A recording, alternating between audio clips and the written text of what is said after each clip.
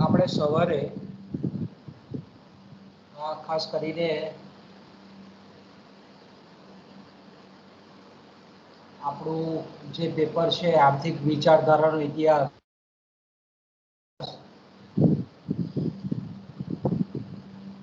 એના વિશે આપણે સમજૂતી મેળવવાની શરૂઆત કરેલી હતી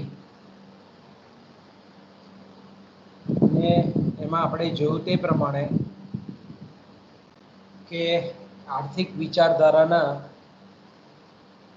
ઇતિહાસની જે કંઈ પણ વ્યાખ્યાઓ છે એ આપણે સવારે જોઈ ગયા કે આર્થિક વિચારધારાનો અભ્યાસ આર્થિક વિચારધારાના ઇતિહાસનો અભ્યાસ એ આર્થિક વિચારોના ઉદ્ભવ અને વિકાસ તથા તેના આંતર સંબંધો પરત્વેની વિચારણા કરે છે અને આર્થિક વિચારોનો ઇતિહાસ એ માનવ વિચારો જેટલો જ જૂનો છે એની આપણે સવારે ચર્ચા કરી ગયા. ત્યાર પછી આપણે એવી પણ ચર્ચા કરી કે સામાન્ય રીતે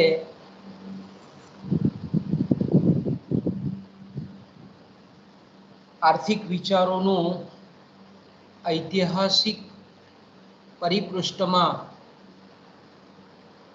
પૃષ્ઠભૂમિમાં વિશ્લેષણ જેમાં કરવામાં આવે છે તેવી જ્ઞાનની શાખાને આર્થિક વિચારોનો ઇતિહાસ તરીકે આપણે ઓળખીએ છીએ. એટલે ભૂતકાળમાં રજૂ થયેલા જે કંઈ પણ આર્થિક વિચારો છે તેના અભ્યાસને આર્થિક વિચારોનો ઇતિહાસ તરીકે આપણે ઓળખીએ છીએ. તો આર્થિક વિચારો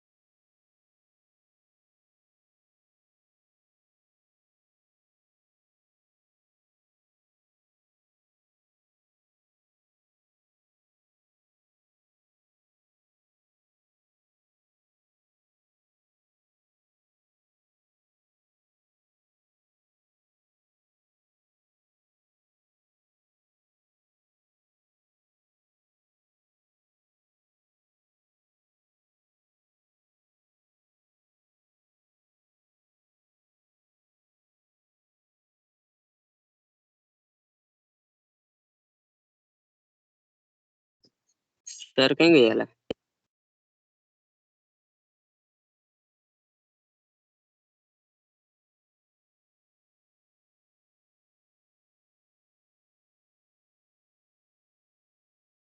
ધ્રુવી સર કઈ ગયા?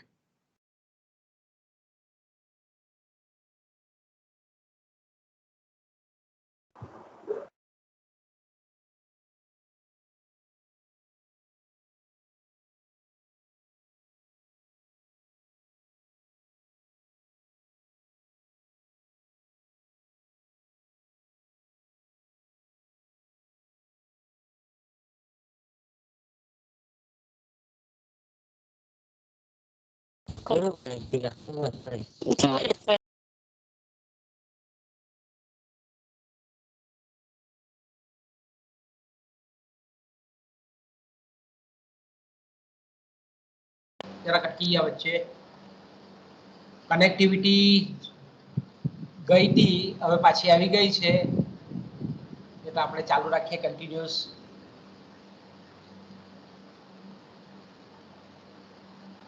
તો આપણે કીધું તે પ્રમાણે કે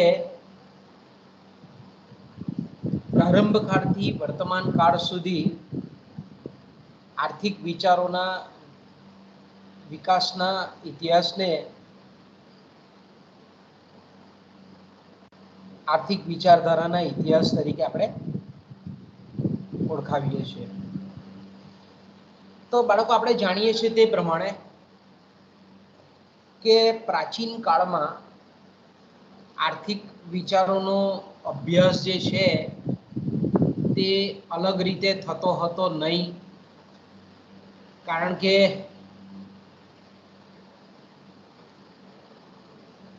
પ્રાચીન કાળમાં આપણે જોયું તે પ્રમાણે કે સમાજ જે છે તે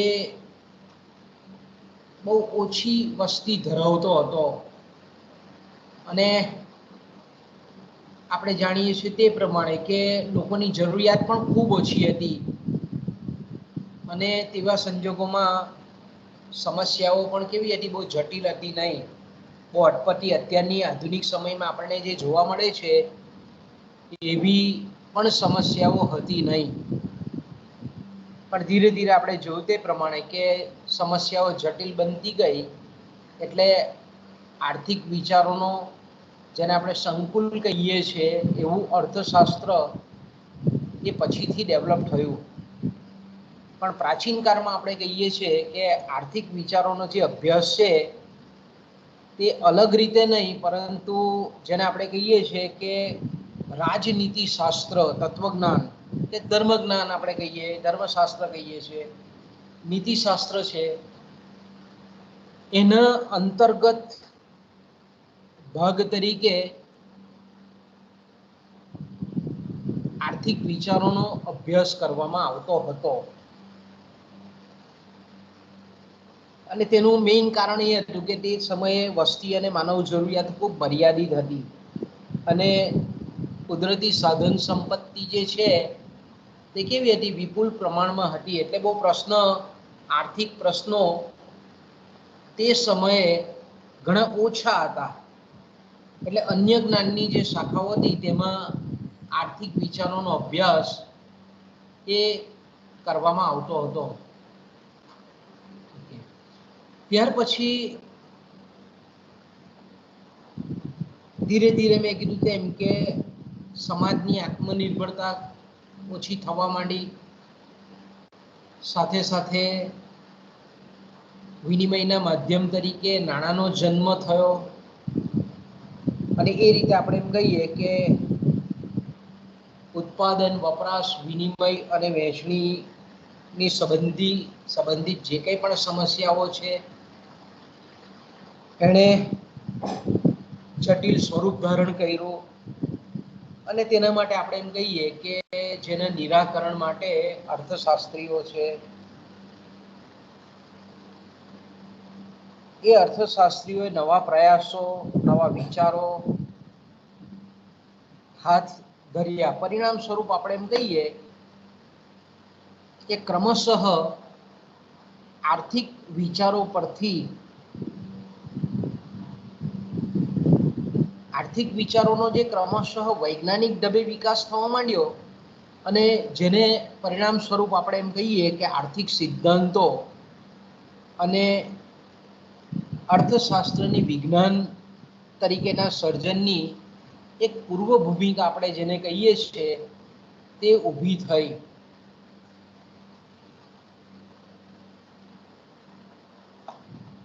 ત્યાર પછી ઘણી વખત પરીક્ષામાં જે પૂછાય છે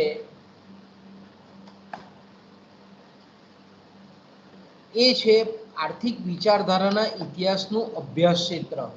આપણે આ થોડોક વિષય પરિચય જોયો અત્યારે, પણ ત્યાર પછી જે આપણે જે જોવાનું છે તે કે આર્થિક વિચારધારાનો જે ઇતિહાસ છે એ આર્થિક વિચારધારાના ઇતિહાસનું અભ્યાસ ક્ષેત્ર શું છે, એનું કાર્યક્ષેત્ર શું છે, વિષય વસ્તુ શું છે. તો કે ભાઈ આર્થિક વિચારોનો ઇતિહાસ આપણે જો જોઈએ તો આપણે એમ ચોક્કસ રીતે કહી શકીએ કે એક વ્યાપક અને અતિ વિશાળ આર્થિક વિચારોનો ઇતિહાસ કેવો છે, એક વ્યાપક અને અતિશય વિશાળ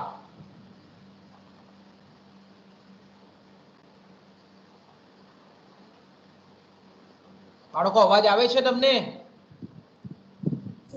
હા સર. અર્ચના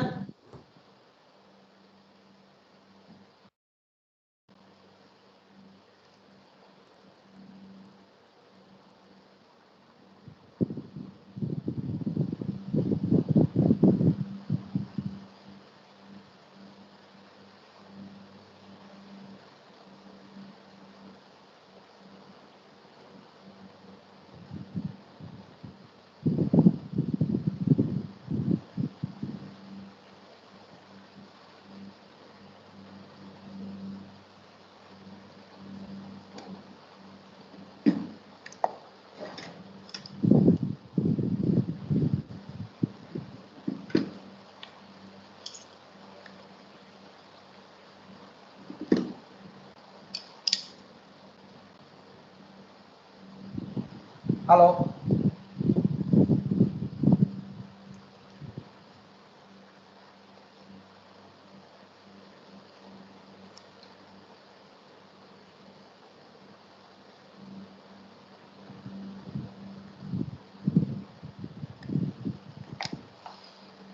અવાજ આવે છે બાળકો કે નથી આવતો બાળકો? અર્ચના સર આવે છે. હા યાર મને એવું લાગ્યા કરે છે કે નથી આવતું એટલે હું ડિસ્ટર્બ થાઉં છું. હું પણ થાઉં છું ને તમને પણ કરું છું. સોરી હા. Sorry for disturbance. આપણે કન્ટિન્યુ ચાલુ રાખીએ બેટા.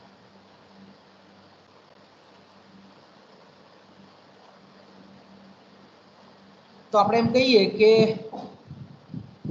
આર્થિક વિચારોનો જે ઇતિહાસ છે તે એક કેવું છે એક વ્યાપક અને અતિ વિશાળ વિષય છે અને પ્રાચીન સમયથી અર્વાચીન સમય સુધીમાં એની ક્રમિક ઉત્ક્રાંતિ આપણને થયેલી જોવા મળે છે.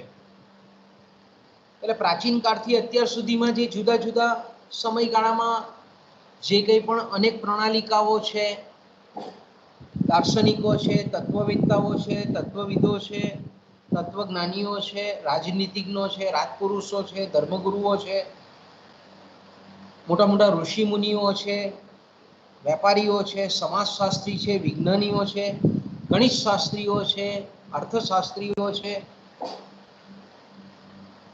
આ બધા કે જેણે અર્થશાસ્ત્રને વિકસાવવા માટે ઘણી બધી મદદ કરી હતી, આ સમગ્ર વિચારોનો અભ્યાસ આપણે આર્થિક વિચારધારાના ઇતિહાસમાં કરવામાં આવે છે.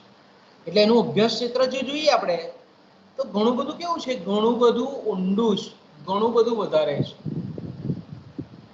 ઘણું બધું વ્યાપક છે, જેને આપણે અતિશય વ્યાપક કહીએ ને એ પ્રકારનું આપણને આનું વિષય વસ્તુ જોવા મળે છે. આપણે આગળ પણ ચર્ચા કરી ગયા સવારના પીરિયડમાં કે ભાઈ આર્થિક વિચારધારાનો ઇતિહાસ એ અર્થશાસ્ત્રના ઇતિહાસ કરતા જુદો છે. કારણ કે આર્થિક વિચારધારાનો ઇતિહાસ કે જેમાં પ્રજાના લોકોના ભૌતિક અને ઔદ્યોગિક વિકાસનો અભ્યાસ કરવામાં આવે છે.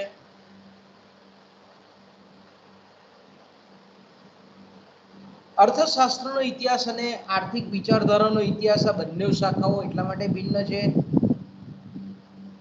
કારણ કે એડમ સ્મિથ એટલે કે માત્ર 300 વર્ષ પહેલાનો જે ઇતિહાસ છે તે અર્થશાસ્ત્રનો ઇતિહાસ છે, જ્યારે આર્થિક વિચારોનો ઇતિહાસ છે આજથી ઈસવીસન પૂર્વે 7મી 8મી સદી પહેલાનો ઇતિહાસ છે. છતાં પણ જો આપણે એમ કહેવું હોય તો આપણે એવું કહી શકીએ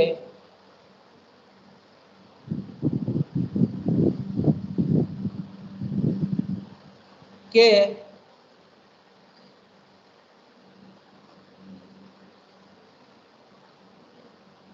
આ બંને વચ્ચે એટલે કે આર્થિક વિચારધારાનો ઇતિહાસ અને અર્થશાસ્ત્રનો ઇતિહાસ આ ભલે બંને વચ્ચે આપણને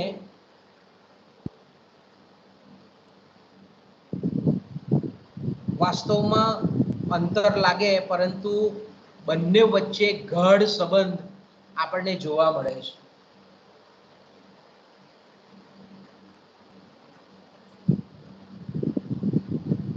કારણ કે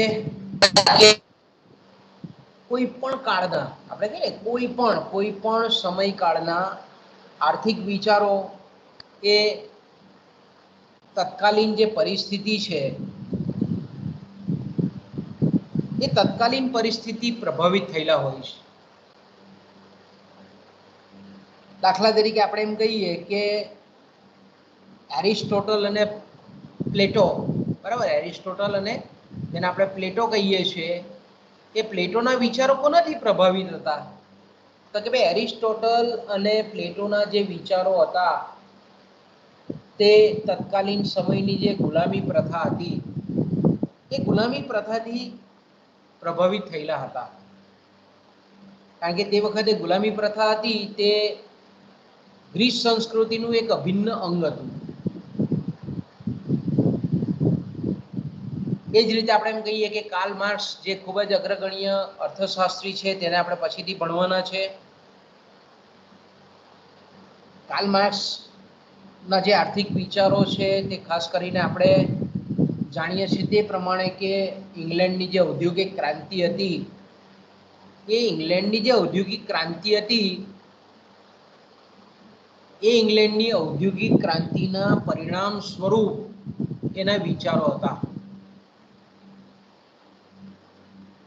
કારણ કે ઔદ્યોગિક ક્રાંતિ અને તેને લીધે આપણે એમ કહીએ કે શ્રમિકોનું જે શોષણ થતું હતું એ શ્રમિકોના શોષણને લીધે ખાસ કરીને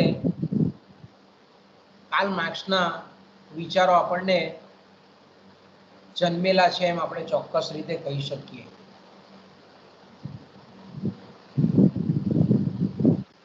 કારણ કે તે વખતે આપણે જાણીએ છીએ તે પ્રમાણે કે શ્રમિકોના શોષણને લીધે મૂડીપતિઓ જે હતા એ મૂડીપતિઓ ખાસ કરીને શ્રમનો એ લાભ લેતા હતા. શ્રમનું શોષણ કરી અને મૂડીપતિઓ આપણે એમ કહીએ કે મૂડી સર્જન અને મૂડી રોકાણ કરતા હતા. તો તેવા સંજોગોમાં આપણે એમ કહીએ કે કાર્લ માર્ક્સના વિચારો એક ક્રાંતિકારી વિચારો તે વખતે આપણને પ્રસિદ્ધ થયેલા જોવા મળે છે. એટલે આપણે એમ કહી શકીએ કે આર્થિક વિચારોનો ઇતિહાસ એ માનવ વિચારોના ઉદ્ભવની સાથે છે. જ્યારે અર્થશાસ્ત્રનો વિચાર આપણે કહીએ કે ઇતિહાસ જે છે તે ખાસ કરીને 1776 થી થયેલો જોવા મળે છે. આર્થિક આપણે એમ કહીએ ને કે આર્થિક વિચારધારાનો જે ઇતિહાસ છે એ આર્થિક વિચારધારાના ઇતિહાસ ના અભ્યાસ ક્ષેત્રની જો આપણે વાત કરીએ તો તેના અભ્યાસ ક્ષેત્રને સરળતા ખાતર આપણે બે વિભાગમાં વહેંચીએ છીએ. એને એમાં વહેંચીએ છીએ આપણે બે વિભાગમાં વહેંચીએ છીએ.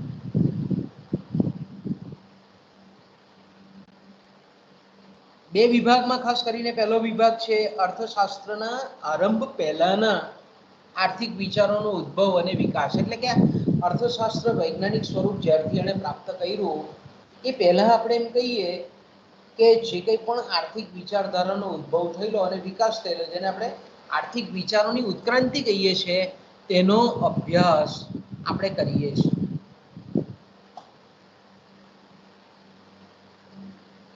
ત્યાર પછી આપણે એમ કહીએ કે અર્થશાસ્ત્રનો વિજ્ઞાન તરીકે સ્વીકાર થયા પછી વિજ્ઞાન તરીકે જ્યારે સ્વીકાર થયો ત્યાર પછી આપણે એમ કહીએ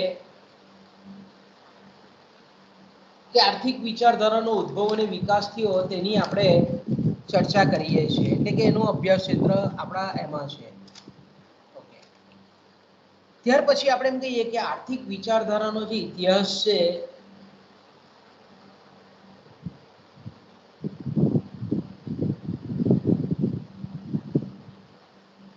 એ આર્થિક વિચારધારાનો ઇતિહાસ છે એને આપણે અન્ય ત્રણ રીતે સમયકાળને વેચીને પણ એનો આપણે અભ્યાસ કરીએ છીએ. દાખલા તરીકે પ્રાચીન કાળ, તો કે પ્રાચીન કાળના જે આર્થિક વિચારો છે એમાં કયા કયા વિચારોનો સમાવેશ થાય છે? તો કે પ્રાચીન કાળમાં પ્રાચીન સમયના જે હિન્દુ આર્થિક વિચારો હતા પછી પ્રાચીન કાળના જે કંઈ પણ ગ્રીક આર્થિક વિચારો હતા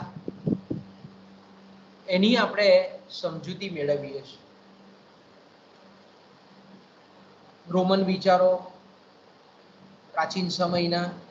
પછી બીજો જે કાળખંડ છે તેને આપણે મધ્યકાલીન યુગ કહીએ છીએ, જેને આપણે ખાસ કરીને મધ્યકાળમાં બે વિચારને આપણે ખાસ અગત્યના ગણીએ છીએ. એમાં વ્યાપારવાદી વિચારધારા અને પ્રકૃતિવાદી વિચારધારા. અને ત્રીજો જે આપણે એમ કહીએ કે જે કાળખંડમાં અભ્યાસ કરીએ છીએ એ છે અર્વાચીન યુગ, જેને આપણે આધુનિક યુગની આર્થિક વિચારધારા કહીએ છીએ. તો કે આધુનિક યુગની જે આર્થિક વિચારધારા કહીએ છીએ આપણે, એમાં ખાસ કરીને મેં કીધું તેમ કે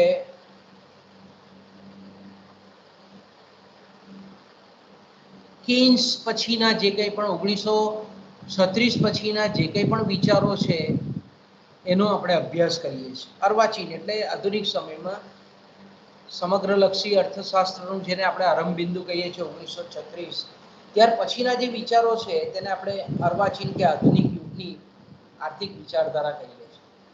એટલે નવ પ્રશિષ્ટ પછી આપણે એમ કહીએ કે જે વિચારધારા પ્રવર્તમાન બની. હવે આપણે એમ કહીએ કે ત્યાર પછીનો જે મુદ્દો છે એ છે ખાસ કરીને આર્થિક વિચારધારાના ઇતિહાસનું સ્વરૂપ.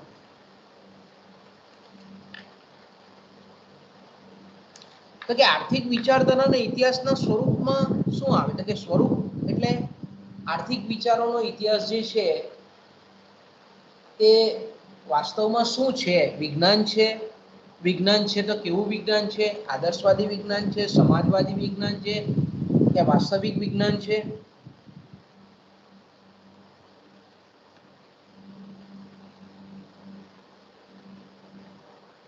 તો આપણે જાણીએ છીએ તે પ્રમાણે કે આર્થિક વિચારધારાનો જે ઇતિહાસ છે, આ વિષયમાં આપણે એમ કહીએ કે જે તે સમયે જે તે વિદ્વાનો કે જે તે વિચારકોએ જે સ્વરૂપમાં આર્થિક વિચારો રજૂ કરેલા છે તેને તે જ સ્વરૂપમાં રજૂ કરવામાં આવે છે, તટસ્થ રીતે રજૂ કરવામાં આવે છે. એટલે આપણે એમ કહી શકીએ કે જે તટસ્થ રીતે વિચાર કરવામાં આવે છે એનો મતલબ એવો થાય કે એના યથાવત સ્વરૂપમાં અભ્યાસ છે. એટલે આ કેવું છે કે યથાવત સ્વરૂપમાં અભ્યાસ છે એનો મતલબ એવો થાય કે આર્થિક વિચારોના ઇતિહાસનું જે સ્વરૂપ છે તે વાસ્તવિક વિજ્ઞાનને મળતું આવે છે, શુદ્ધ સ્વરૂપ છે. વિજ્ઞાનનું કેવું છે? પ્યોર સાયન્સ છે. કે એમાં જે તે અર્થશાસ્ત્રીઓના સિદ્ધાંતો છે એને આપણે યથાવત સ્વરૂપમાં એને આપણે અભ્યાસ કરીએ છીએ.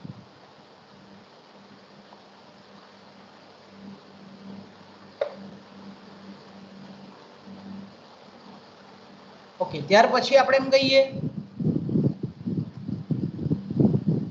કે ખાસ કરીને આર્થિક વિચારધારાના ઇતિહાસનું જે સ્વરૂપ છે એ સામાજિક વિજ્ઞાન પણ છે, કારણ કે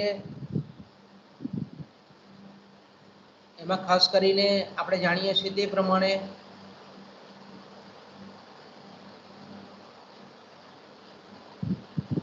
કે એમાં જે કંઈ પણ સમાજની અંદર જે કંઈ પણ સામાજિક ઘટનાઓ બનેલી હતી એની પાછળના જે કંઈ પણ આર્થિક પરિબળો કે કારણો જવાબદાર હતા એનો સમાજના દ્રષ્ટિકોણથી સમાજની તત્કાલીન પરિસ્થિતિમાં જે કંઈ પણ પ્રશ્નો હતા જેના પરિપ્રેક્ષ્યથી એના ઉકેલની રીતો શોધાયેલી હતી. કારણ કે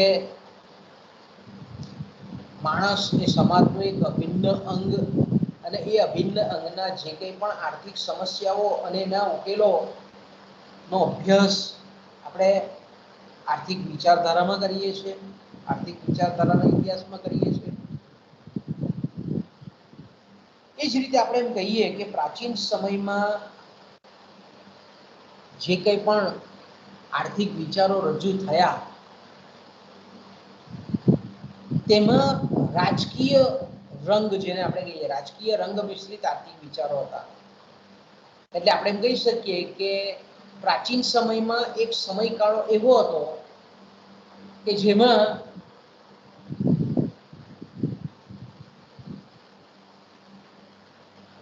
આર્થિક વિચારોનો રાજકીય દ્રષ્ટિકોણથી અભ્યાસ થતો હતો. એટલે તે સમયે આપણે કહી શકીએ કે આર્થિક વિચારધારાના ઇતિહાસનું જે સ્વરૂપ હતું તે કેવું હતું, પોલિટિકલ હતું, રાજકીય હતું.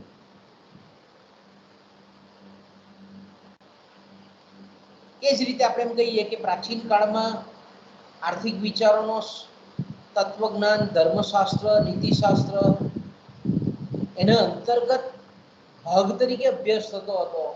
એટલે આપણે એમ કહી શકીએ કે આર્થિક વિચારધારાના ઇતિહાસનું સ્વરૂપ એ નૈતિક હતું, મોરલ હતું, મોરલ. ત્યાર પછી આપણે એમ કહીએ કે આર્થિક વિચારોનો શુદ્ધ સ્વરૂપે, શુદ્ધ એકદમ પ્યોરલી શુદ્ધ આર્થિક દ્રષ્ટિકોણથી અભ્યાસ થયો. એટલે આપણે એમ કહી શકીએ કે આર્થિક વિચારધારાના ઇતિહાસનું સ્વરૂપ એ પ્યોરલી અર્થ વિજ્ઞાન નું હતું.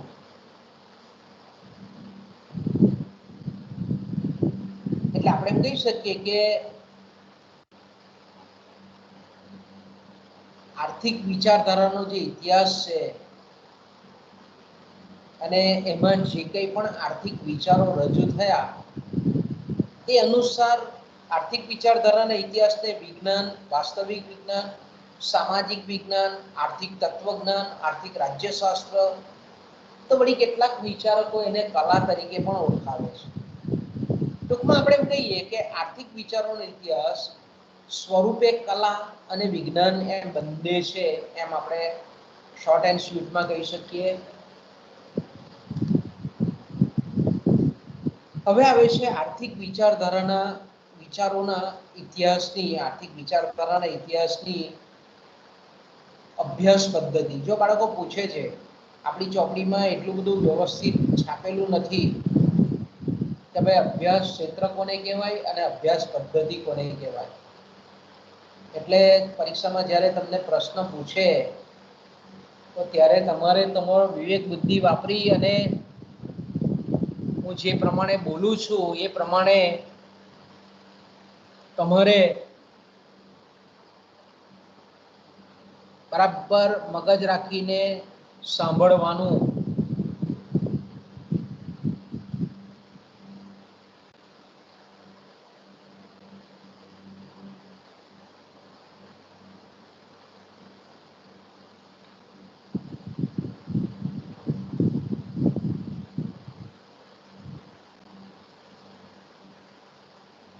ઓકે, ત્યાર પછીનો જે આપણો મુદ્દો એ છે, મેં કીધું તેમ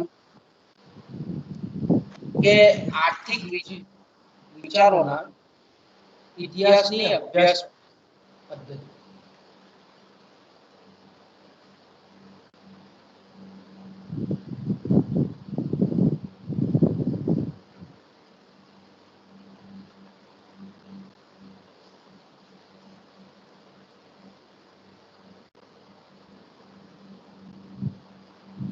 તો અર્થશાસ્ત્રના વિચાર વિકાસનો અભ્યાસ કરવાની પદ્ધતિઓ એ અલગ અલગ છે, જુદી જુદી છે.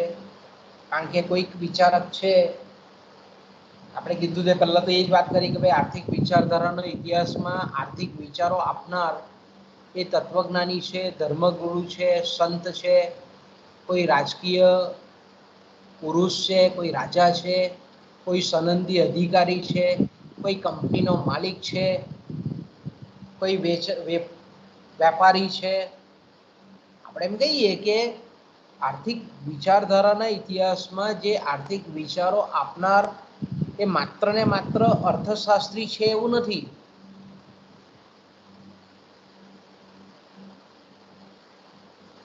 પણ ઘણા બધા અલગ અલગ ક્ષેત્રના વ્યક્તિઓ છે. એટલે આપણે એમ કહી શકીએ કે એ લોકોની જે આર્થિક વિચારો રજૂ કરવાની જે અભ્યાસ પદ્ધતિ છે તે કોઈક વિચારક છે, ધારો કે તેણે કાલાનુક્રમે એટલે જેને સમયકાળ કહીએ છીએ એના સંદર્ભમાં આર્થિક વિચારોનો અભ્યાસ કરેલો છે. અને એમાં આપણે એમ કહીએ કે સમય કાળ અનુસાર જે તે યુગ અનુસાર જે વિચારો પ્રગટ થયા તેનું એમાં એણે વિવેચન કરેલું હોય, એમાં એની સમીક્ષા કરેલી હોય, એની એમાં ચર્ચા વિચારણા કરેલી હોય. અને એમાં આપણે કહીએ કે એકરૂપતા કે જેને આપણે સમરૂપતા કહીએ છીએ મળવાની શક્યતા ખૂબ ઓછી હોય.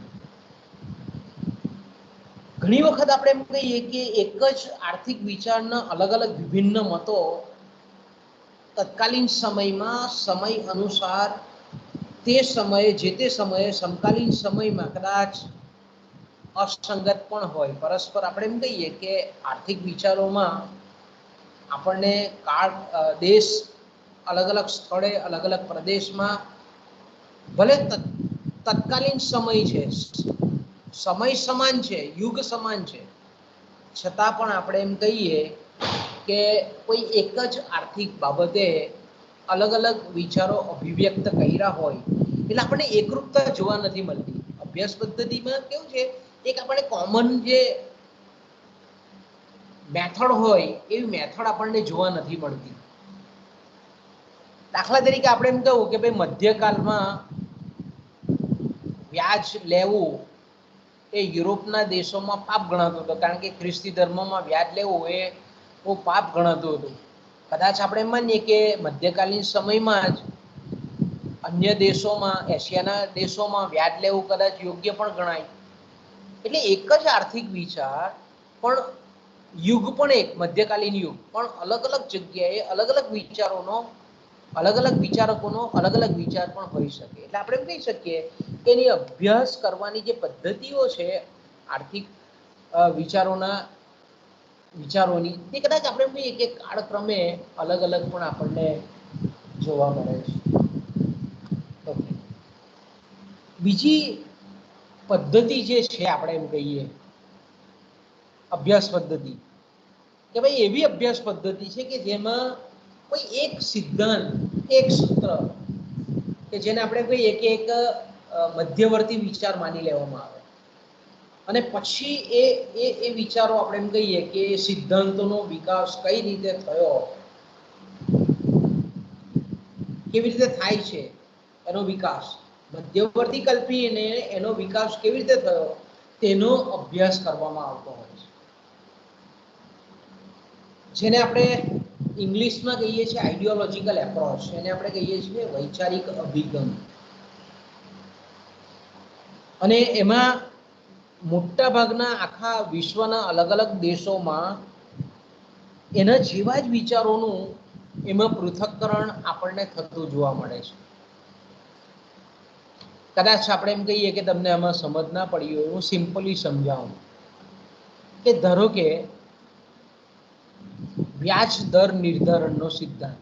ઓકે, વ્યાજ દર નિર્ધારણ એટલે હું તો કે જે રીતે વસ્તુનું મૂલ્ય નક્કી થાય છે, વસ્તુની કિંમત નક્કી થાય છે, એ જ રીતે ઉત્પાદનના સાધન તરીકે મૂડીનું વળતર કે જેને આપણે વ્યાજ કહીએ છીએ, એ વ્યાજના દરનું નિર્ધારણ જે થાય છે એ સમજાવતા જે સિદ્ધાંતો છે, તો અહીંયા આપણે એમ કહીએ કે મધ્યવર્તી વિચાર કયો માની લેવામાં આવે કે વ્યાજ દર નિર્ધારણના સિદ્ધાંત, કે ભાઈ વ્યાજનો દર મૂડી પર કેવી રીતે નક્કી થાય છે. તો કે ભાઈ આને આ એક મધ્યવર્તી સૂત્ર કે સમીકરણ કે થિયરી કે નિયમ માની અને પછી અલગ અલગ દેશોમાં વ્યાજના દરનું નિર્ધારણ કેવી રીતે થાય છે, કયા સમયે કયું આપણે એમ કહીએ કે કયો સિદ્ધાંત સાચો હતો, પછી એની કઈ મર્યાદાઓ છતી થઈ, એના સુધારા રૂપે કયો બીજો સિદ્ધાંત અસ્તિત્વમાં આવ્યો. આ રીતે આપણે એમ કહીએ કે આર્થિક વિચારોના ઇતિહાસના અભ્યાસમાં આપણે કહીએ કે આર્થિક વિચારોનો અભ્યાસ થાય છે. આ અભ્યાસ પદ્ધતિ વ્યાજનો દર કેન્દ્રમાં ગણી લેવામાં આવે અને પછી અલગ અલગ દેશોમાં અલગ અલગ સમયાંતરે એ સિદ્ધાંતમાં કે એ થિયરીમાં શું પરિવર્તન આવ્યું એનો સમગ્રતયા અભ્યાસ કરવામાં આવે. એટલે આપણે એમ કહીએ ને કે વ્યાજના દરનો સિદ્ધાંત પહેલા પ્રશિષ્ટોએ આપ્યો, મૂડીની માંગ અને પુરવઠો કે જેને આપણે બચતની માંગ અને બચતનો પુરવઠો કહેવામાં આવે, એ જ્યાં એક સમાન થાય ત્યાં વ્યાજનો દર નક્કી થાય. ત્યાર પછી એ જ સિદ્ધાંતની મર્યાદાઓ છતી થઈ. પછી નવ પ્રશિષ્ટ અર્થશાસ્ત્રીઓ સિદ્ધાંત આવ્યો, જેને આપણે ધિરાણ ભંડોળનો સિદ્ધાંત કહીએ છીએ. ધિરાણ ભંડોળની માંગ અને પુરવઠો જ્યાં ભેગા થાય ત્યાં વ્યાજનો દર નક્કી થાય. આ બીજો સિદ્ધાંત. ત્યાર પછી ત્રીજો સિદ્ધાંત આવ્યો કેન્સનો રોકડ પસંદગીનો સિદ્ધાંત. તો કહેવાનો મતલબ એમ કે એક સિદ્ધાંત ને બરાબર કેન્દ્રમાં માની અને પછી જેટલા પણ વિચારો વિકસેલા હોય સમયાંતરે અલગ અલગ દેશોમાં, એનો બધાનો અભ્યાસ કરવામાં આવે. તો આપણે એક અભ્યાસ પદ્ધતિ છે, આર્થિક વિચારધારાના ઇતિહાસની અભ્યાસ કરવાની આપણે એક પદ્ધતિ છે, જેને આપણે આઈડિયોલોજીકલ એપ્રોચ કહીએ છીએ, જેને આપણે વૈચારિક અભિગમ કહીએ છીએ. અને એમાં આખા વિશ્વમાં તેના જેવા જ તત્સમ વિચારોનું પૃથ્થકરણ કરવામાં આવે છે. ઓકે, આ ઉપરાંત આર્થિક વિચારધારાનો જે ઇતિહાસ છે, એની જે અભ્યાસ પદ્ધતિ છે, એમાં અલગ અલગ અભિગમો પણ ઉપયોગમાં લેવામાં આવે છે. દાખલા તરીકે આપણે એમ કહીએ કે ઘટનાક્રમ પ્રમાણે. ઓકે, ઘટનાક્રમ પ્રમાણે એટલે હું તો કે ભાઈ આર્થિક ઘટનાઓ જે તે કાળક્રમે બનેલી હોય, સમયાંતરે બનેલી હોય, તે પ્રમાણે એ ઘટનાઓ જે પહેલી ઘટના બનેલી હોય તો પહેલાનો અભ્યાસ પહેલા કરવામાં આવે. પછી એના પછીના સમયગાળામાં જે ઘટના બનેલી હોય તે, પછી એના પછીના સમયમાં. તો આ રીતે ઘટનાઓનો જે ક્રમ છે એને ગોઠવીને પછી અભ્યાસ કરવામાં આવે. દાખલા તરીકે આપણે એમ કહીએ કે 1929માં અમેરિકામાં મંદી આવી. ઓકે, પછી પ્રથમ વિશ્વયુદ્ધ 1914 થી 1919 દરમિયાન આખા વિશ્વમાં થયું અને એને પરિણામ સ્વરૂપ એની આખા વિશ્વ પર અસર એ પ્રથમ વિશ્વયુદ્ધ દરમિયાન થઈ, આર્થિક અસર. ઓકે, ત્રીજી ઘટના આપણે એમ કહીએ કે 1991માં ભારતમાં નવી આર્થિક નીતિ અપનાવવામાં આવી. ઓકે, તો હું જેટલી ઘટના બોલી ગયો છું તેનો સમયગાળો જુદો જુદો છે. પહેલું વિશ્વયુદ્ધ એટલે કે 1914 થી 19. બીજું મહામંદી એટલે કે 1929ના વર્ષમાં બનેલી. ત્રીજું આપણે એમ કહીએ કે બીજું વિશ્વયુદ્ધ એટલે 1939 થી 1945. અને ચોથું આપણે જોયું તે પ્રમાણે કે ભારતમાં નવી આર્થિક નીતિ જુલાઈ 1991 થી અપનાવવામાં આવી. તો આપણે એમ કહીએ કે આ જે ઘટનાઓ છે, આર્થિક વિચારોના ઇતિહાસમાં આપણે આ ઘટનાઓને ક્રમ પ્રમાણે ગોઠવીએ કે ભાઈ પહેલા ક્રમની કઈ ઘટના બનેલી છે, એ પ્રમાણે પછી આપણે અભ્યાસ કરતા જઈએ. ઓકે, પછી આવે છે અર્થબોધ પ્રમાણે કે ભાઈ જે આપણે જે કંઈ પણ સિદ્ધાંતોની રચના થઈ, જે કંઈ પણ પ્રશ્નો, આર્થિક પ્રશ્નો કે આર્થિક વિચારો, આર્થિક સમસ્યાઓ ઉદ્ભવી, એના નિરાકરણ માટે જે કંઈ પણ ઉકેલો આવ્યા, એ ઉકેલો આ ટાઈપની ભવિષ્યમાં ઘટના બનતી હોય તો એમાંથી કેટલો બોધપાઠ લઈ શકાય એવો છે. ઓકે, એટલે આપણે એમ કહીએ કે અર્થબોધ પ્રમાણે જે કંઈ પણ ભૂતકાળમાં ઘટના બનેલી હતી અને એ ઘટનાના નિવારણ માટે જે જે શક્ય ઉકેલની રીતો શોધાયેલી હતી, એનું આર્થિક નીતિના સ્વરૂપમાંનું અમલીકરણ થયેલું હતું અને એના જે કંઈ પણ પરિણામો પ્રાપ્ત થયા એ પ્રમાણેનો અભ્યાસ કરવામાં આવે. ઓકે, દાખલા તરીકે આપણે કહીએ કે અર્થતંત્રમાં ફુગાવો પુષ્કળ છે. ફુગાવો એટલે કે ભાવ વધારો, અતિશય ભાવ વધારો છે. ઓકે, તો આપણે એમ કહીએ કે ફુગાવાના સિદ્ધાંતો શોધાયા. એમાં નાણાં પરિમાણનો સિદ્ધાંત, રોકડ પસંદગીનો સિદ્ધાંત, ઘણા બધા ફુગાવા થવા પાછળના સિદ્ધાંતો, વિચાર પ્રણાલીઓ, નવી નવી થિયરીઓ શોધાય. ઓકે, તો એમાંથી આપણે એમ કહીએ કે એક થિયરી, દાખલા તરીકે આપણે એમ કહીએ કે નાણાંના પરિમાણનો જે સિદ્ધાંત છે કે ભાઈ નાણાંનો પુરવઠો વધે તો અર્થતંત્રમાં ભાવ સપાટી વધે, ફુગાવાને એક પોષક બળ તરીકે કામ કરે છે અને ભાવ સપાટી ઉત્તરોત્તર વધતી જાય છે. ઓકે, તો આ સિદ્ધાંત જે શોધાયો, નાણાં પરિમાણનો સિદ્ધાંત, કે જે ફુગાવાની પરિસ્થિતિ માટે જવાબદાર જે પરિબળ છે એને સમજાવતો સિદ્ધાંત છે. હવે જ્યારે પણ આપણે એમ કહીએ કે ભાઈ આ રીતે અર્થતંત્રમાં જ્યારે જ્યારે વિશ્વના અલગ અલગ દેશોમાં જ્યારે પણ ફુગાવો સર્જાશે તો આ નાણાં પરિમાણ કે જે નાણાંનો પુરવઠો કે જે અર્થતંત્રમાં ફુગાવા માટેનું જવાબદાર પરિબળ છે, તો એને અટકાવવા માટે તો કે આપણને મધ્યસ્થ બેંકને એના પરથી બોધ મળે છે કે ભાઈ નાણાંના પુરવઠાને નિયંત્રણમાં લાવો, નવું નાણું નહીં છાપો, ચલણમાંથી નાણું પાછું ખેંચી લો, શાક સર્જનનું પ્રક્રિયા ધીરી કરો વ્યાપારી બેંકો પાસે. તો આપણને અર્થબોધ મળે છે કે ભાઈ ઘટના બનેલી હતી એના નિરાકરણ માટે જે કંઈ પણ વૈચારિક ઉકેલો શોધાયેલા હતા, જે કંઈ પણ થિયરીઓ શોધાયેલી હતી, એ પ્રમાણે આર્થિક વિચારોનો અભ્યાસ કરવામાં આવે. ઓકે, ત્રીજો છે તત્વજ્ઞાન, કે ભાઈ એક તાત્વિક રીતે આપણે એમ કહીએ કે અર્થશાસ્ત્રના ઘણા બધા સિદ્ધાંતો એવા છે કે જેમાં ફિલોસોફિકલી રીતે વિચારવામાં આવે. એટલે તત્વજ્ઞાનને આધારે આર્થિક વિચારોનો ઇતિહાસ થાય. દાખલા તરીકે આપણે એમ કહીએ કે એરિસ્ટોટલ અને પ્લેટોના જે વિચારો છે ગ્રીક દેશમાં, તે કેવા હતા? તાત્વિક હતા, ફિલોસોફર, કારણ કે એ લોકો તત્વજ્ઞાનીઓ હતા. એમના જે વિચારો હતા તે તત્વજ્ઞાન એનામાં કેન્દ્રમાં હતું. એ જ રીતે આપણે એમ કહીએ કે દાખલા તરીકે કૌટિલ્યના વિચારો પણ આર્થિકની સાથે, રાજકીયની સાથે તાત્વિક વિચારો પણ હતા. દાખલા તરીકે આપણે એમ કહીએ કે આપણા પ્રાચીન સાહિત્યમાં, હિન્દુ સાહિત્યમાં, મહાભારતમાં કે પછી ગીતામાં કે વેદોમાં જે કંઈ પણ આર્થિક વિચારો છે, અથર્વવેદમાં એમાં એ આર્થિક વિચારોનો અભ્યાસ તત્વજ્ઞાનના દ્રષ્ટિકોણથી આપણે કરીએ છીએ. તો આ પણ એક અભ્યાસ પદ્ધતિ છે.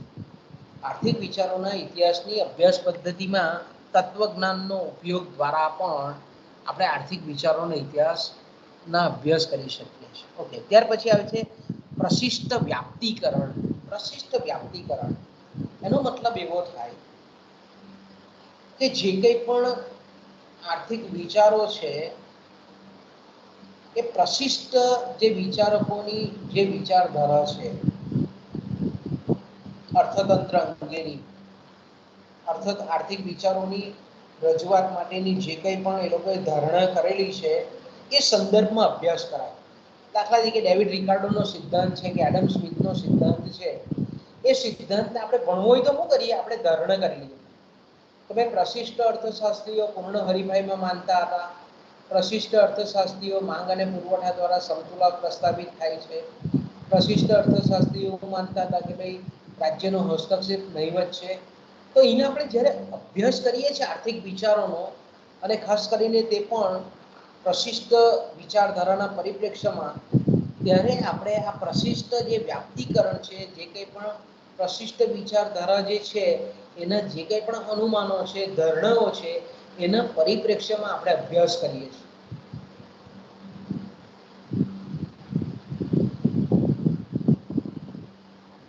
તો એવા સંજોગોમાં આપણે એમ કહીએ કે દાખલા તરીકે જો આપણે કેઇન્સનો અભ્યાસ કરતા હોઈએ, કેઇન્સને ભણતા હોઈએ, તો કેઇન્સનો અભ્યાસ કરતા હોય તો એમાં આપણે પ્રશિષ્ટ આર્થિક વિચારધારાની જે કંઈ પણ ધારણાઓ છે કે અનુમાનો છે તે મૂકીને અભ્યાસ કરીએ તો એ યોગ્ય અભ્યાસ નથી. આપણે જ્યારે આર્થિક વિચારોની પૃષ્ઠભૂમિમાં, ઐતિહાસિક પૃષ્ઠભૂમિમાં જ્યારે આપણે અભ્યાસ કરીએ છીએ તો પ્રશિષ્ટ સમયગાળામાં પ્રશિષ્ટોએ જે ધારણાઓ કરેલી હતી પોતાના સિદ્ધાંતોની રચના માટે, તો એ વ્યાપ્તિ લઈને આપણે અભ્યાસ કરીએ છીએ. ઓકે, ત્યાર પછી આવે છે ઇતિહાસ આધારિત. એ ઘણા આર્થિક વિચારો એવા છે કે ઇતિહાસ આધારિત હોય, કે દાખલા તરીકે ભાવ સૂચકાંકનો સિદ્ધાંત છે, બરાબર? આપણા એ પેપર 5 માં આવશે. ભાવ સૂચકાંકનો સિદ્ધાંત છે તો કે ભાવ સૂચકાંકનો સિદ્ધાંત તો કે એની સર્વપ્રથમ રજૂઆત 1706 માં થયેલી હતી. ત્યાર પછી 1860 નું પાયાનું વર્ષ ગણીને ભાવ સૂચકાંકો તૈયાર કર્યા. તો આપણે એમ કહીએ કે અહીંયા ઇતિહાસનો સહારો લઈ અને પછી આર્થિક બાબતોને, આર્થિક વિચારોનો અભ્યાસ કરવામાં આવે ઐતિહાસિક પરિપ્રેક્ષ્યમાં. અત્યારે આપણે એમ કહીએ કે ભાઈ નાણાંની ખરીદ શક્તિ, તો કે નાણાંની ખરીદ શક્તિ ભારતમાં 1951માં 1 રૂપિયાની 100 પૈસા હતી. અત્યારે આપણે જોઈએ તો નાણાંની ખરીદ શક્તિ 1 રૂપિયાની 2 પૈસા છે. તો અહીંયા આપણે શું કરીએ છીએ? ઐતિહાસિક પૃષ્ઠભૂમિમાં તપાસીએ છીએ કે ભાઈ આજથી 70 વર્ષ પહેલા કે 80 વર્ષ પહેલા નાણાંની ખરીદ શક્તિ કેવી હતી. તો અહીંયા આર્થિક વિચારોનો અભ્યાસ છે તે ઐતિહાસિક પૃષ્ઠભૂમિમાં ચકાસીએ છીએ. તો આ પણ એક અભ્યાસ પદ્ધતિ છે. ઇતિહાસ આધારિત હિસ્ટોરિકલ ડેટા લઈને પછી આપણે અભ્યાસ કરીએ છીએ આર્થિક વિચારો, કે ભાઈ પ્રાચીન સમયમાં શું હતા વિચારો, મધ્યકાલીન સમયમાં અમુક ઈસવીસન આટલાથી આટલામાં આ વિચારો હતા, પછી આપણે આધુનિક યુગમાં વિચારીએ, નવપ્રશિષ્ટ વિચારધારામાં વિચારીએ, સંરક્ષણવાદી વિચારકો જે વર્ષમાં થઈ ગયેલા એના પરિપ્રેક્ષ્યમાં વિચારીએ આપણે. ઓકે, ત્યાર પછી આપણે એમ કહીએ કે નવપ્રશિષ્ટ વિચારધારાના પરિપ્રેક્ષ્યમાં આર્થિક વિચારોનો ઇતિહાસ, તો કે નવપ્રશિષ્ટ જે વિચારકો થઈ ગયા. હવે આ પરીક્ષામાં તમને પૂછે છે કે કોઈ પણ 4 નવપ્રશિષ્ટ અર્થશાસ્ત્રીઓના નામ આપો, અથવા તો આપણે એમ કહીએ કે સીમાંતવાદી વિચારકોના નામ આપો. તો અહીંયા નવપ્રશિષ્ટ શબ્દ આવે એટલે તમારા મગજમાં આવી જવું જોઈએ કે નવપ્રશિષ્ટ આર્થિક વિચારકોને જ સીમાંતવાદી વિચારકો કહેવામાં આવે છે. નવપ્રશિષ્ટ વિચારકોને જ આપણે એમ કહીએ કે ઓસ્ટ્રિયન વિચારકો પણ કહેવામાં આવે છે.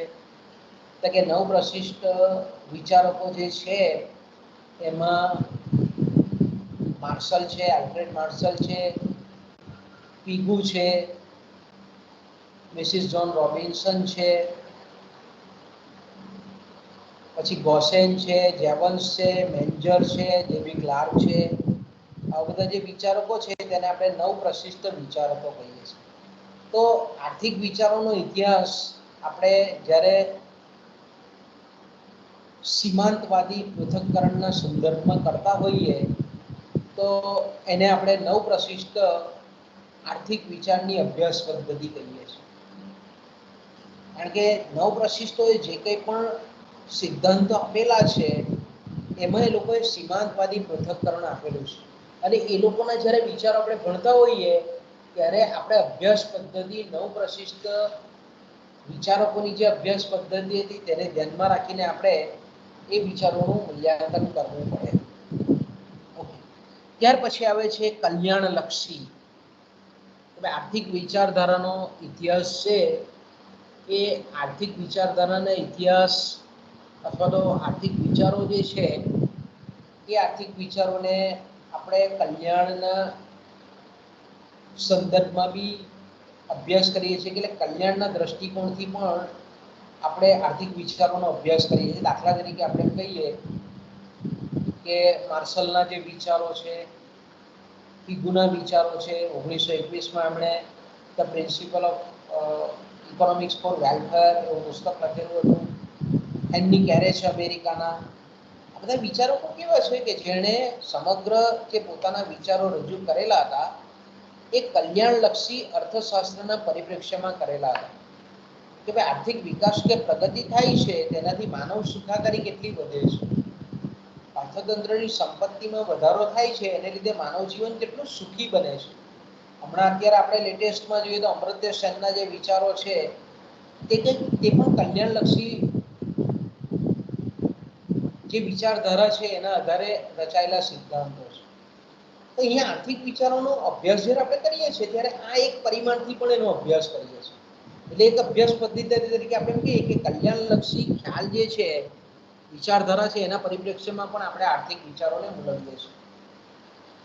કે ત્યાર પછી આવે છે સંસ્થાકીય. તો કે સંસ્થાકીય એટલે હું તો કે મૂડીવાદી આપણે અર્થવ્યવસ્થા જે છે અર્થતંત્રની, એ અર્થતંત્રની અર્થવ્યવસ્થા જે છે તેના પરિપ્રેક્ષ્યમાં પણ આપણે આર્થિક વિચારોનો ઇતિહાસનો અભ્યાસ કરીએ, એટલે કે આર્થિક વિચારોનો અભ્યાસ કરીએ છીએ. દાખલા તરીકે આપણે એમ કહીએ કે ભારતના કોઈક આર્થિક બનાવ અથવા તો ભારતની અંદર બનતી જે કંઈ પણ આર્થિક ઘટનાઓ છે, આર્થિક સમસ્યાઓ છે, અથવા તો કોઈ આર્થિક વિચાર છે એ ભારતની અંદરનો, તો જ્યારે અત્યારે આપણે એનો અભ્યાસ કરીએ છીએ ત્યારે આપણે શું કરીએ છીએ કે 1951માં જ્યારે આપણે પહેલી પંચવર્ષીય યોજના ઘડી ત્યારે ભારતીય અર્થતંત્રએ મિશ્ર અર્થવ્યવસ્થા સ્વીકારેલી હતી. ઓકે, કે જેમાં અમુક ક્ષેત્ર ખાનગી ક્ષેત્રને પણ સોંપવામાં આવેલા હતા અને અમુક ક્ષેત્ર એ સરકાર હસ્તકના પણ હતા. તો જ્યારે આપણે એમ કહીએ છીએ કે આપણે ભારતના સંદર્ભમાં કોઈ આર્થિક વિચારોનો અભ્યાસ કરીએ છીએ, ત્યારે આપણે અહીંયા અર્થવ્યવસ્થાને એવું માની લઈએ છીએ કે ભારતીય અર્થવ્યવસ્થા એ મિશ્ર અર્થતંત્ર ધરાવે છે. જો અમેરિકાના સંદર્ભમાં માનીએ તો આપણે એમ કહીએ કે મૂડીવાદી અર્થતંત્ર છે, જર્મની છે, ફ્રાન્સ છે, ઇટાલી છે, ઇંગ્લેન્ડ છે, આવા બધા દેશોના સંદર્ભમાં જ્યારે આપણે કોઈક આર્થિક વિચારને તપાસતા હોઈએ તો આપણે એવું માની લઈએ છીએ કે ભાઈ અર્થવ્યવસ્થા જે છે, સંસ્થાકીય માળખું જે છે તે ખાનગી ક્ષેત્રનું વર્ચસ્વ છે, મૂડી પ્રચુર આખી અર્થવ્યવસ્થા છે, મૂડી પ્રધાન અર્થવ્યવસ્થા છે, મૂડીવાદી અર્થવ્યવસ્થા છે. હા, પણ આપણે એમ કહીએ કે ચીન છે, રશિયા છે, યુગોસ્લાવિયા છે, આ બધા જે દેશો છે કે જ્યારે એના સંદર્ભમાં આપણે કોઈ આર્થિક વિચારને સમજતા હોઈએ ત્યારે આપણે એવું માની લઈએ છીએ કે ભાઈ આ જે અર્થવ્યવસ્થા છે, સંસ્થાકીય માળખું છે ત્યાંનું, તે કેવું છે, સામ્યવાદી છે, સમાજવાદી છે, આવું આપણે માની લેતા હોઈએ છીએ. અને પછી આપણે આર્થિક વિચારોનો અભ્યાસ કરીએ. જો આપણે કોઈ ખાનગી મિલકતના અધિકારની જો ચાઇનામાં વાત કરતા હોઈએ તો આપણે માની લેવું પડે, પહેલા સ્વીકારી લેવું પડે કે ભાઈ ચાઇનામાં સામ્યવાદી અર્થવ્યવસ્થા છે. તો ટૂંકમાં આપણે કહેવાનો મતલબ એ છે કે સંસ્થાકીય અર્થવ્યવસ્થાનું માળખું કેવું છે એ પ્રમાણે પણ આપણે આર્થિક વિચારોનો અભ્યાસ કરીએ છીએ. અને છેલ્લી જે અભ્યાસ પદ્ધતિ છે એ છે કેન્શિયન વિશ્લેષણાત્મક અભિગમ. કેન્સની પદ્ધતિ કે જેમાં ખાસ કરીને સમગ્રલક્ષી આર્થિક વિશ્લેષણ પદ્ધતિનો અભ્યાસ થાય છે. સમગ્રલક્ષી એટલે અર્થતંત્રના જે સામૂહિક પરિબળો છે એનો જ્યારે આપણે આખા સમગ્ર અર્થતંત્રને ધ્યાનમાં રાખીને જ્યારે અભ્યાસ કરવામાં આવતો હોય તો તેને આપણે કેન્શિયન પદ્ધતિ કહીએ છીએ, કે જેમાં સરકારનો હસ્તક્ષેપ સ્વીકાર્ય છે, જેમાં સરકાર એક બહુ કાર્યક્ષમ ભૂમિકામાં છે, અને એ પરિપ્રેક્ષ્યમાં આપણે આર્થિક વિચારોનો અભ્યાસ કરીએ છીએ. ત્યાર પછીનો આપણે એમ કહીએ કે આર્થિક વિચારધારાનો ઇતિહાસનો જે અભ્યાસ છે તે ઘણી વખત કેવું હોય, પસંદગી લક્ષી હોય અને અર્થઘટન પર આધારિત હોય છે. દાખલા તરીકે જે વિચારકોને જે બાબતમાં રસ પડે તેને તેઓ પસંદ કરે ને એ આર્થિક દ્રષ્ટિકોણથી એનો અભ્યાસ કરે. ધારો કે મેં કીધું તેમ કે ભાઈ કોઈ વિચારક એવો છે કે જે તે સમયના આર્થિક જે સિદ્ધાંતો છે એને આંકડાશાસ્ત્ર અને ગણિતશાસ્ત્રની પદ્ધતિથી એ તપાસવા માંગતો હોય. તો અહીંયા આપણે કહીએ કે આર્થિક વિચારોનો ઇતિહાસ કે છે પસંદગી લક્ષી છે, કે ભાઈ એ જે તે વખતના જે વિધાનાત્મક જે સિદ્ધાંતો છે એને ગણિત અને આંકડાશાસ્ત્રની પૃષ્ઠભૂમિમાં તપાસે છે. એને એક વિધેયનું સ્વરૂપ આપે છે, પરસ્પર આજે આપણે એમ કહીએ કે ચલરાશિ અને સ્વતંત્ર ચલરાશિ અને પરતંત્ર ચલરાશિ છે કે બે વચ્ચેનો ગાણિતિક સંબંધ કેવો છે, અને પછી આપણે એમ કહીએ કે એ આર્થિક વિચારધારા કેટલા, એટલે કે એ આર્થિક સિદ્ધાંત કે નિયમ કેટલા અંશે સાચો છે એને પછી એ સૂક્ષ્મતાથી તપાસે છે. પણ એનો આપણે કહીએ કે આર્થિક વિચારધારાનો ઇતિહાસ કેવો છે, આર્થિક વિચારધારાનો અભ્યાસ કેવો છે, ગણિતને ધ્યાનમાં રાખીને આંકડાશાસ્ત્રની અલગ અલગ પદ્ધતિઓનો ઉપયોગ કરીને એ પોતાની રીતે અભ્યાસ કરે છે. તેને આપણે પસંદગી લક્ષી કહીએ. ઘણી વખત અર્થઘટન આધારિત પણ અભ્યાસ થતો હોય. અભ્યાસ પદ્ધતિ આપણે કહીએ કે આર્થિક વિચારધારાનો અભ્યાસ કરવામાં અર્થઘટન કેવું થાય છે, એ આર્થિક જે બાબત છે એનું ઇન્ટરપ્રિટેશન કેવું છે એ આધારેનો અભ્યાસ કરવામાં આવે છે. તો ટૂંકમાં આપણે એમ કહીએ કે અલગ અલગ દ્રષ્ટિકોણથી અલગ અલગ અભ્યાસ પદ્ધતિનો ઉપયોગ એ આર્થિક વિચારધારાના ઇતિહાસમાં કરવામાં આવે છે. ત્યાર પછીનો જે એક મુદ્દો છે, કાલે આપણે જોઈશું, કારણ કે એમાં કાલે ટાઈમ જશે, સારો એવો જશે ટાઈમ. એ આપણો જે ટોપિક છે એ છે આર્થિક વિચારધારાના ઇતિહાસના અભ્યાસનું મહત્વ. શા માટે આપણે અભ્યાસ કરવો જોઈએ? કારણ કે આપણે જાણીએ છીએ તે પ્રમાણે કે કોઈ પણ શાસ્ત્રનો જે ઇતિહાસ છે એ જાણવો ખૂબ જરૂરી છે, બહુ મહત્વનું છે. કારણ કે દરેક શાસ્ત્ર જે છે, દરેક વિજ્ઞાન છે, એની પ્રગતિ કેવી છે તો કે ભાઈ સમાજની સાથે એની પ્રગતિ થાય છે. એટલે આપણે એમ કહીએ કે